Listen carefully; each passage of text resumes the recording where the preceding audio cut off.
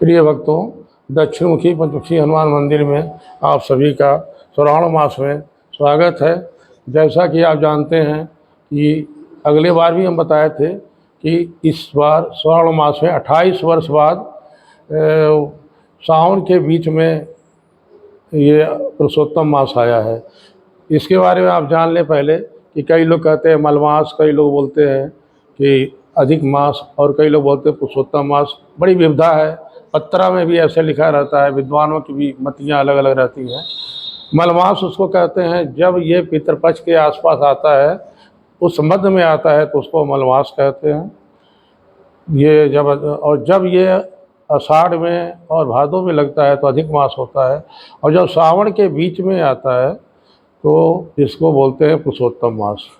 पुरुषोत्तम मास एक बहुत बड़ा पर्व समझिए या त्यौहार समझिए कि सावन के बीच में, यानी शिव के हृदय में राम की उपस्थिति होती है।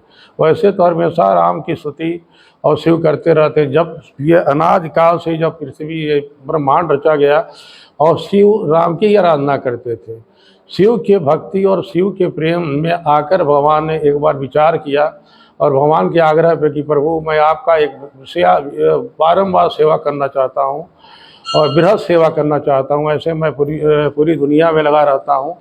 ऐसे स्थिति में आप एक ऐसा अवतार लीजिए जिसमें हमारी ये मन इच्छित राम कथा पूरी हो। तो जो शिव ने राम कथा का साधना किया, राम के बारे में जानते थे, उसी शिव कथा को भगवान अवतरित होकर किए हैं त्रेता युग में। और रामचरितमानस जिसको आज हम लोग कहते हैं, तुलसीदास द्वारा लिखी है, वाल्मीकि के द्वारा भी लिखा गया है। अन्य संतों ने भी इस पर बहुत विचार किया, मंथन किया है। और हर व्यक्ति अलग अलग ढंग से कहते हैं हरि अनंत हरि कथा अनंता, कहीं सुनई बहुविध सब संता।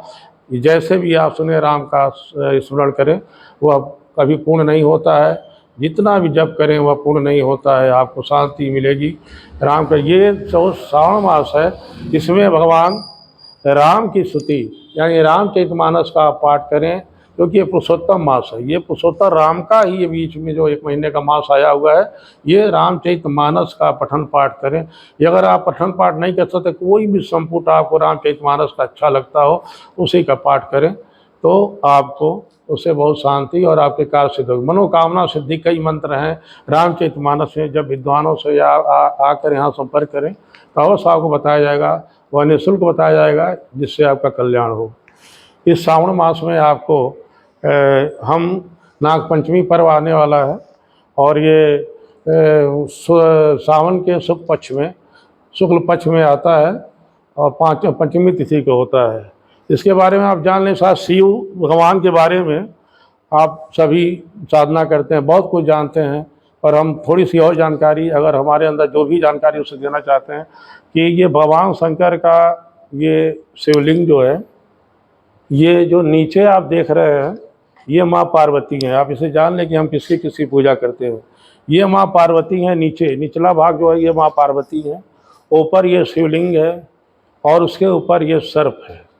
ये सर्प मनसा देवी हैं, जो भगवान शंकर के गले में हमेशा विराजमान रहती हैं। यही सर्प देवी हैं। इनके 7 गण हैं जो कासर्प दोष में पाए जाते हैं। और ये ऊपर भगवान के शीश पे गंगा विराजमान रहती है, गंगा है। इसीलिए भगवान जहाँ शिव स्थापित होते हैं वहाँ कलश में वो जल रखा जाता है, गंगा को रखा जाता है। आप जानते हैं भागीरथी जी कई वर्षों तक तप तपस्या करके भागीरथी को पृथ्वी पर लाए थे, और इसके वेग को रोकने के लिए और कोई नहीं दिखा तो बहुत आग्रहित किए और भगवान शिव की साधना किए, उनसे आग्रह किए तो भगवान ने जटा में गंगा को समा रखा है। और जब कभी हम रुद्रा करते हैं या इनका श्रृंगार करते हैं तो शिव का जब श्रृंगार हो जाता है, यार इनको बहुत अच्छा फूलों से सजा दिया जाता है। रुद्रा तक, किसी रुद्रा में भी आपको हम दिखाना चाहेंगे कैसे क्या होता है। इनका श्रृंगार होता है, चंद्रवर्ण बनाया जाता है, चंद्रवर्ण बना के भगवान का श्रृंगार किया जाता है। ये शिव का। तो शिव के शरीर में क्या क्या है ये फिर से सजा देते हैं।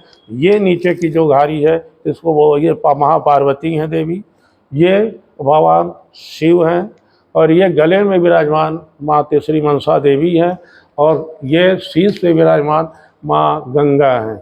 गंगा कौन है, इनके बारे में आप जानते हो। गंगा नदियों में आप गंगा को पवित्र कहा गया। सबसे बड़ा पवित्र नदी कौन है, गंगा है।